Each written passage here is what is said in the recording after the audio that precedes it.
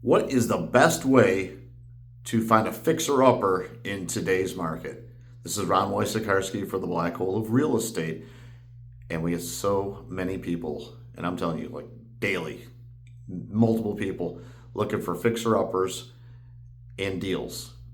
And I don't blame them, and they're out there.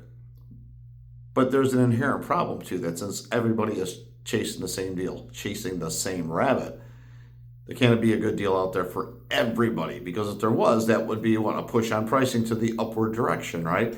So we have to think a little bit differently if we want to find the right deal that's going to be a fixer-upper where you can build in some equity.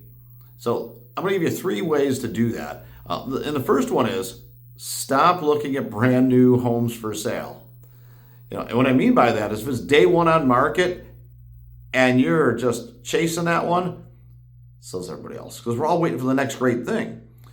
What I would look for is something that's 90, 100 days on the market. It's about halfway through a listing, because a lot of listings are 6 months, about halfway through.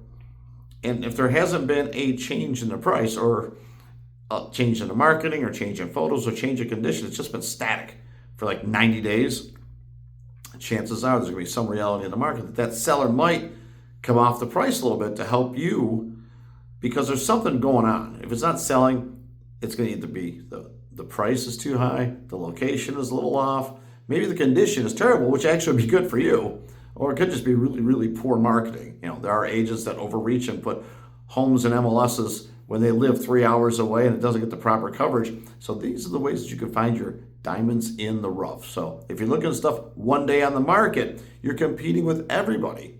I'd argue that after a couple of weeks, most people are bored of it. And by 30 days, unless they get that 30-day alert set, they're not going to even notice that there's a price change on there. So if you look at 90 days down the road, you probably have a seller who's more willing to make a deal because they've exhausted the opportunity of the majority of the market. And they're probably not even getting showings at this point.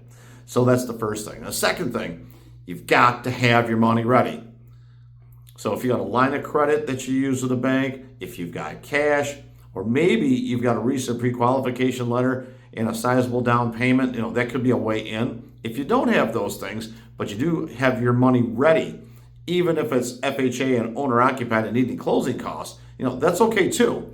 But having your money ready is critical. If somebody's been on the market for quite some time and they're going to settle for a deal a lot less than they wanted in the first place, the one thing they're looking for, and there's two, they both start with C, it's going to be closure and certainty. Okay, closure and certainty. So they want to make sure it's going to close, and they want certainty that you're going to get through the financing process if that's what you're doing. Now, the last thing, and this is key as well, seller-friendly terms.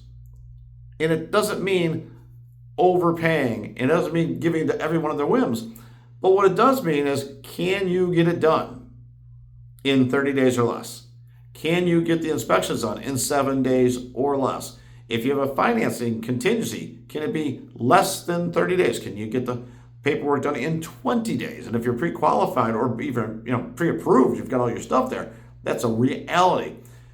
If you can minimize the number of moving parts in a deal to, hey, look, 7 days for inspections and 20 days for loan approval and close in 30 days or less, I think most sellers would look at that under the certainty area, which will get them to the closure area.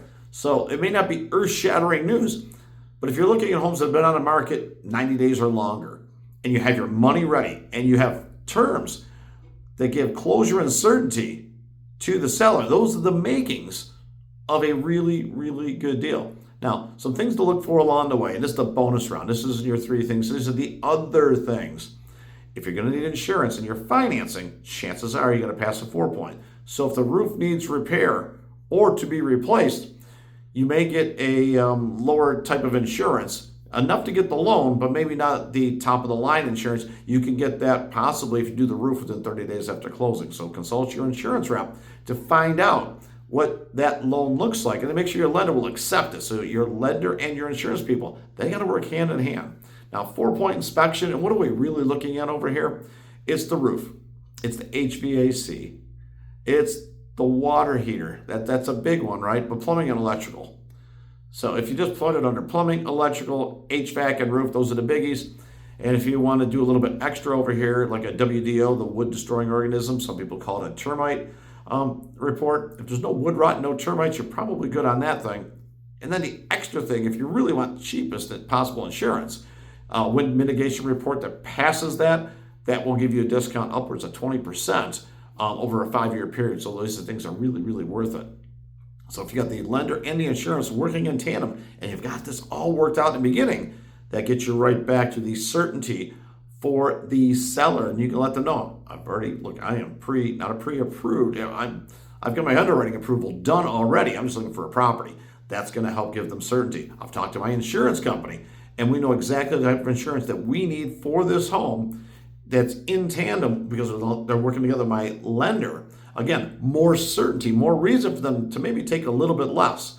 And then as you go through there, whether it's a cosmetic renovation or a total gut job, then you can handle it from there. And there's so many people out there looking with sweat equity and actually get a fixer-upper to live in, not to flip, just to live in and own and build equity over time. That can be a really sound strategy for you.